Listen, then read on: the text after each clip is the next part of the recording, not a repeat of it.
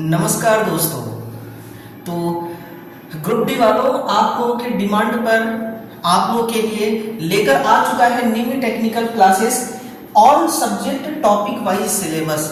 जो आपका एग्जाम होने जा रहा है, एग्जाम होने वाला है, उस एग्जाम का टॉपिक वाइज सिलेबस क्या है, मैंने खुद डिजाइन किया है टॉपिक वाइज सिलेबस। और कहां से, है ना, साइंस से कितने सवाल आ रहे हैं और पर्टिकुलर किस किस टॉपिक से सवाल आ रहे हैं वो भी मैं आपको बताऊंगा। यानी कि आप लोगों के लिए दोस्तों दबा के मेहनत किया गया है और यहाँ पर हर एक वो डेटा, हर एक उस चीज को मैं आपके सामने रिप्रेजेंट करने जा रहा हूं जो आपके एग्जाम के लिए बहुत ही बेस्ट कंटेंट है, बेस्ट मसाला है ना।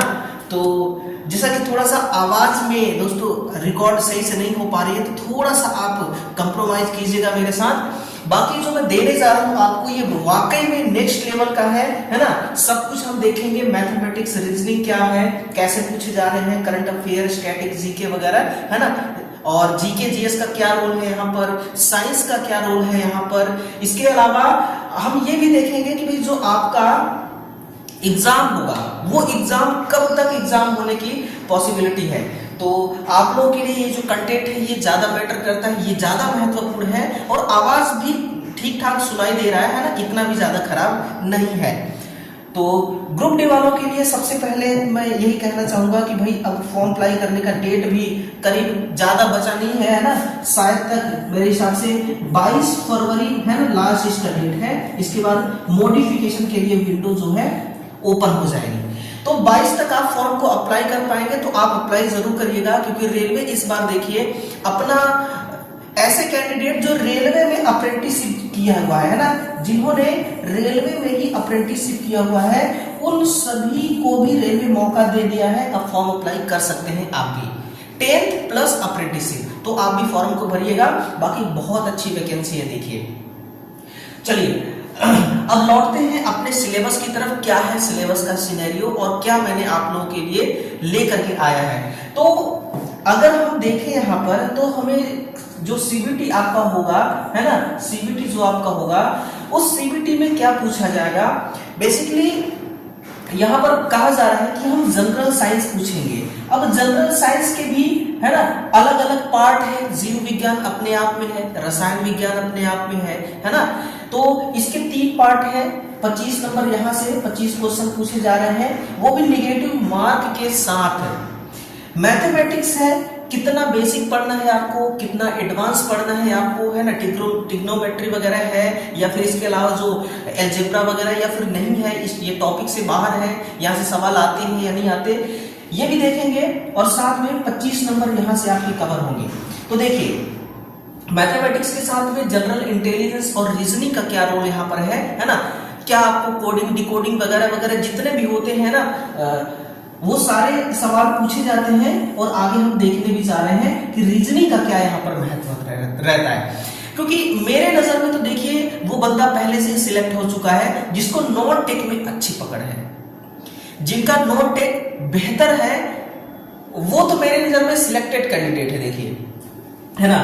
और साथ में जनरल अवेयरनेस और करंट अफेयर का यहाँ पर क्या रोल है। तो करंट अफेयर भी 20 नंबर के पूछे जा रहे हैं। इस प्रकार से 100 क्वेश्चन है। एक क्वेश्चन एक ही नंबर का है, 90 मिनट का टाइम मिलेगा। लेकिन वो बात अलग है कि जो फिजिकली हैंडीकैप्ड हैं उनके लिए 120 मिनट का समय दिया जा रहा है ना। तो ये बात अलग है। चलिए, ये वो चीज है दोस्तों जो मैं काफी टाइम से मेहनत कर रहा था, है ना। सुबह से ही आज लगा पड़ा था मैं इसको बनाने में। तो काफी टाइम लगा और फाइनली मैंने आप लोगों के लिए तैयार कर दिया। देखिए, तैयार करने के बाद यहाँ पर अब बात आती है समझने और समझाने की। तो थोड़ा सा आप देखिएगा कि सबसे पहले मैथमेटिक्स को पकड़ते हैं अपन, है ना। मैथमेटिक्स को पकड़ते हैं। आपने देख लिया कि मैथ कितने नंबर की आ रही है। मैं दोबारा आप लोगों को दिखाना चाहूंगा कि जो मैथ देखिए कहाँ गई, 25 नंबर की मैथ आ रही है। तो भैया मैथ आपको क्या पढ़ना होगा। मैथमेटिक्स में देखिए बेसिक टू एडवांस सब कुछ है, जैसे कि पाइप सिस्टम्स हो गया, है ना, और ऑर्डिनेट, कम्प्लीमेंट्री हो गया, जियोमेट्री हो गया, परसेंटेज, प्रतिशत, आयु गणना जो होता है एज वाली होती है ना, लाइनर को ये होता है स्थिति, त्रिकोणमिति। यहाँ पर बेसिक भी आपको देखने को मिल रहा है और एडवांस भी देखने को मिल रहा है ना। ये जो आपको त्रिकोणमिति दिख रहा है, ये एडवांस मैथमेटिक्स का पार्ट है, हाइट, डिस्टेंस, गति, समय, दूरी, एवरेज, है ना, CISI जो होता है वो हो गया, जियोमेट्री हो गया, रेशियो, है ना, ये लाभ हानि समय, मेंसुरेशन हो गया, अलजेब्रा हो गया, सिंप्लीफिकेशन हो गया, नंबर सिस्टम हो गया। ये जो चारों मैंने अरेंजमेंट किया हुआ है जिस हिसाब से, जिस ऑर्डर में, तो ये आपको बता रहा है कि भाई ये एडवांस लेवल का मैथ है। तो मैथमेटिक्स में अगर मैक्सिमम स्कोर करना है और रेलवे का नौकरी लेना है तो दोस्तों मैथ को तो आपको ना विधिवत तरीके से पढ़ना होगा, है ना। इसको पढ़ने के लिए आपके पास टाइम कितना होगा, कितना रेलवे टाइम देगी, फॉर्म अप्लाई का डेट जब खत्म हो जाएगा उसके बाद उस पर भी हम लास्ट में चर्चा करेंगे। तो इस प्रकार का सिनेरियो हमारा मैथमेटिक्स का है। और मैथमेटिक्स देखिए, जिन लोगों को पढ़ने में रुचि होती है ना, वो मैथ को तो पूरी तरह से निचोड़ के रख देता है, ठीक है। साथ में आपका आता है अब रीजनिंग। ये जो रीजनिंग है ना भाई, इस रीजनिंग का क्या रोल है?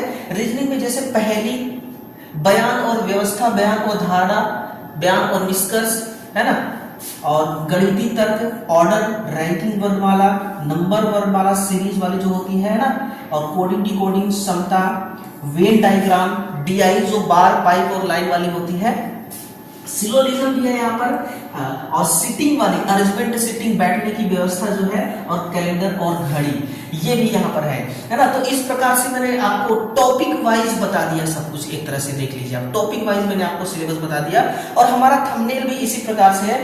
देखना मेरे भाई, जो भी छात्र किसी भी वीडियो को जब देखता है ना, तो वीडियो देखने से पहले वो थंबनेल को ही देखता है।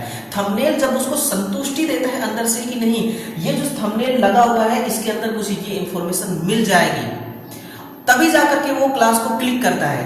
तो ये आपको पहले ही बेसिक नॉलेज दे दे रहा है कि भाई हम ऑल सब्जेक्ट का हम टॉपिक वाइज सिलेबस पढ़ने जा रहे हैं अपने ग्रुप डी के लिए। तो अंदर देखिए चीजें भी वही मैं आपको दे रहा हूं, है ना। जो चीजें मैंने यहाँ पर थंबनेल पे लगाया वही चीजें आपको अंदर भी मिल रही है। तो ये अपने आप में खुशी की बात है। बाकी करंट अफेयर का भी रोल है यहाँ पर, है ना। तो करंट अफेयर से देखिए, करंट अफेयर अलग है, स्टैटिक जीके भी अपने आप में अलग है, पाइप सिस्टम, राष्ट्रीय एवं अंतरराष्ट्रीय समाचार आपको पढ़ करके जाना है, मंत्रालय प्रमुख पढ़ करके जाना है, चर्चित स्थल, एग्रीमेंट वगैरह जो होते हैं, चर्चित ऑपरेशन, रैंक एवं सूचकांक, है ना, और जो स्कीम होती है गवर्नमेंट की, और पुरस्कार वगैरह, खेल विशेष आयोग, व्यक्ति। इसका PDF मैं बढ़िया तरीके से अरेंज करके मैं अपने टेलीग्राम पे डाल दूंगा, वहां से आप इसको देख सकते हैं डाउनलोड करके, चाहे तो प्रिंट आउट भी आप निकलवा सकते हैं, है ना। यहाँ पे मैं थोड़ा सा लिख दे रहा हूँ, लेकिन मैं बिल्कुल क्लीन करके आपको वहां पर दूंगा, ताकि आप प्रिंट आउट भी चाहे तो निकलवा सकते हैं। क्लियर है? तो टेलीग्राम का लिंक डिस्क्रिप्शन में दिया गया है, वहां से आप डाउनलोड कर लेना। स्टैटिक जीके की मैं बात करूं तो चर्चित स्थल हो गया, है ना, और राष्ट्रीय उद्यान टाइगर हो गया, जनगणना, परियोजना, दिवस, देश की मुद्रा, राजधानी वगैरह वगैरह, स्थापना, और फुल फॉर्म जो होता है पूरा नाम, ये स्टैटिक जीके में आपको पढ़ के जाना है। बहुत ज्यादा नहीं, अपना माथा खपत करना है ना। जो चीजें यहाँ पर है दोस्तों, ये वही चीजें हैं जो पिछले कई बार रेलवे इसी पैटर्न को फॉलो कर रहा है, और इसका पिछला पैटर्न जो था उसी पैटर्न पे मैंने आपको यहाँ पर वही टॉपिक दिया है जिन टॉपिक से सवाल पूछे गए हैं, और इस बार भी पूछने की काफी संभावना है। आइए अब पकड़ते हैं इतिहास को और राजनीतिक को, है ना।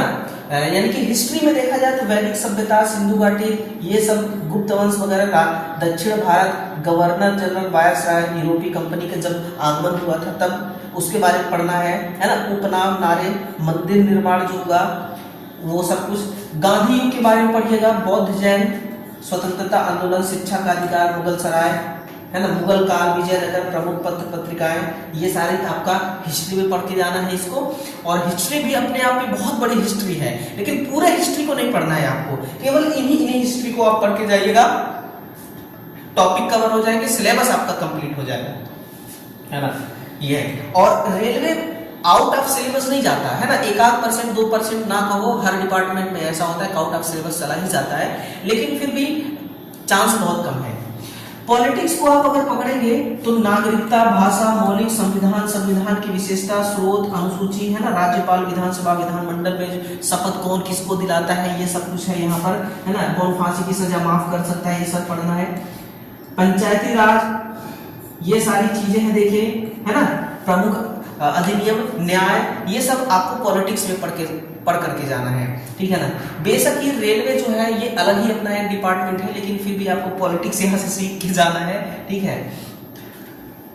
फिर आता है जियोग्राफी हमारी, तो जियोग्राफी में देखिएगा ऋतु परिवर्तन, महासागर, जनजाति, ये सारी नदी, वन, देशांतर, पठार, पहाड़ियां, है ना, क्रांति, जो आपका पंचवर्षीय योजनाएं जो लागू होती हैं वो, और अर्थव्यवस्था के फील्ड क्या क्या है, ठीक है ना। तो ये भूगोल इस प्रकार से आपका कवर होता है। तो भूगोल के बाद जीव विज्ञान, है ना, जनरल साइंस। तो देखिए जनरल साइंस के जैसा कि मैंने शुरू में ही आपको बताया था कि जनरल साइंस के 3 पार्ट होते हैं और 25 नंबर के यहाँ सवाल आपसे पूछे जाएंगे। तो पहला पार्ट आपका जीव विज्ञान आता है ना, रक्त परीक्षण तंत्र, प्रजनन तंत्र, उत्सर्जन तंत्र, पादप हार्मोन्स, जड़ तना, कोशिका वगैरह वगैरह, ये सारे टॉपिक्स हैं। आपको इसको बढ़िया तरीके से थोड़ा सा बेसिक सा इसको पढ़िएगा, कवर करिएगा। और भौतिक विज्ञान भी है, रसायन भी है ना, यानी कि जो आपका फिजिक्स, केमिस्ट्री और बायोलॉजी, ये तीनों कवर होंगे आपके, है ना। इस 20 नंबर 25 नंबर में तीनों आपके कवर होंगे। फिजिक्स में ये पढ़ना है और केमिस्ट्री में आपको ये पढ़ना है। अब चलिए ये जो मैं आपको करंट अफेयर, है ना, मैथ, रीजनिंग, जीके, जीएस और आपका जो साइंस है, इन तीनों का, है ना, ये जो आपका जनरल साइंस, मैथमेटिक्स, रीजनिंग हो गया, जनरल अवेयरनेस हो गई, तो इन चारों पार्ट का ये जो मैंने पीडीएफ तैयार किया हुआ है ये आपको मिल जाएगा हमारे टेलीग्राम चैनल पे। ये रहा हमारा टेलीग्राम चैनल, है ना, ज्वाइन कर लीजिएगा, आपको यहाँ से नोटिफिकेशन मिल जाएगा जब भी हम यहाँ पर डाल देंगे पीडीएफ। चलिए अब हमारी एक बात और आती है कि सर यहाँ से आपको टाइम कितना मिलेगा, रेलवे आपको कितना टाइम देगी। चलिए इस पर थोड़ा सा बात करते हैं एग्जाम पर, है ना, कि एग्जाम कब कंडक्ट होगा। तो पहली बात आप ये समझिएगा कि अभी फरवरी, है ना, ये जो आपकी पूरी फरवरी है, पूरे फरवरी में तो मान लीजिए मॉडिफिकेशन वगैरह ये दुनियादारी की चीजें करके खत्म हो जाएगी, पूरी फरवरी खत्म हो जाएगी, है ना। इसके बाद मार्च अप्रैल है। अभी देखिए ग्रुप डी से पहले 3 से 4 ऐसे वैकेंसी हैं जो पेंडिंग में पड़ी हैं, जिनका फाइनली साइट क्लोज हो चुका है, फॉर्म अप्लाई होने बंद हो चुके हैं, है ना, करेक्शन वगैरह सब कुछ डेट खत्म हो चुका है, लेकिन अभी तक उसका एग्जाम रेलवे नहीं कराया है ना। जैसे आइसोलेटेड कैटेगरी जैसे हो गया टीचर वाली, और इसके अलावा शायद अभी आपका ये भी बचा हुआ है NTPC graduate, under graduate level का, ये बची है, और एक और बची है ना, करके 2-3 एग्जाम बचे हैं। तो पहले जिनका नोटिफिकेशन आ चुका है और फॉर्म अप्लाई हो चुके हैं उनका एग्जाम पहले होगा, उसके बाद ही नंबर लग पाएगा आपके ग्रुप डी का। तो कुल मिलाकर के यूं समझिए आप कि फरवरी के बाद मार्च, अप्रैल, मई, है ना। तो मई और जून हम अपने हिसाब से ये डेटा निकाल रहे हैं। देखिए कोई ऐसा ऑफिशियल नहीं बता रहा हूं मैं आपको, है ना। ये मई और जून के बीच में अप्रोक्सीमेटली संभावना है कि आपका एग्जाम कंडक्ट करा लिया जाएगा, ठीक है ना। बाकी रेलवे अगर चाहे स्पीड से काम करना तो सब कुछ हो सकता है। अभी देखिए आपका ये चल रहा था ना महाकुंभ की वजह से जनवरी में कोई एग्जाम ही रेलवे नहीं लिया, है ना, फरवरी में कोई एग्जाम ही नहीं हुआ। ये जो अभी आपका एग्जाम आरपी कांस्टेबल का होने जा रहा है ये मार्च से कंडक्ट कराया जा रहा है, 2-3 मार्च से, और रीजन वही बताया जा रहा है आपको, महाकुंभ ही, ठीक है ना। लेकिन जो स्टूडेंट हैं उनको तो भाई अपने भविष्य से मतलब है, पहले भविष्य उज्जवल हो जाए उसके बाद तो कुंभ मेला अपन नहाते रहेंगे, ठीक है ना। तो हमें इसकी चिंता है। तो मई और जून तो समझिए कि फरवरी, मार्च, अप्रैल, मई, जून, मोटा मोटी तौर पर ले चले तो 3 से 4 महीना, है ना। और कोई ये नहीं है ये जून से जुलाई भी जा सकती है मेरे भाई, ये जून से जुलाई भी जा सकती है, ठीक है ना, ये रेलवे है। तो इस प्रकार से आपको पढ़ने का थोड़ा सा समय मिल जाएगा, ठीक है। सेशन कैसा लगा एक बार कमेंट सेक्शन में जरूर लिखिएगा, और क्या आप ग्रुप डी में फॉर्म अप्लाई कर चुके हैं, किस जोन से किए हुए हैं, जरा एक बार कमेंट सेक्शन में जरूर लिखिएगा। बाकी सेशन को शेयर करते रहिएगा, है ना।